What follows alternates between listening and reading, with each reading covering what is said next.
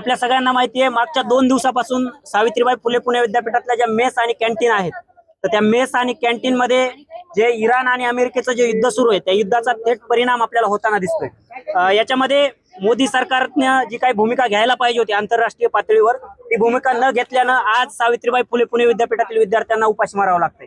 गेल्या 2 दिवसांपासून मुलींच्या हॉस्टेलमध्ये फक्त वरण भातावर मुली पूर्ण दिवस काढतायत। जे काही मुलांच्या हॉस्टेलच्या मेस आहेत, त्या मुलांच्या हॉस्टेलमध्ये गॅस अभावी एकच भाजी विद्यार्थ्यांना दिली जाते, चपात्या कच्च्या दिल्या जातात। चपात्या त्याचबरोबर भाजीची जी काही चव आहे ती पूर्णपणे न शिजवल्यामुळे ती पूर्णपणे म्हणजे बेचव झालेली आहे। आणि या सगळ्या पार्श्वभूमीवर आज आम्ही स्टुडंट्स फेडरेशन ऑफ इंडिया विद्यार्थ्यांच्या वतीने आम्ही हे आंदोलन करतोय।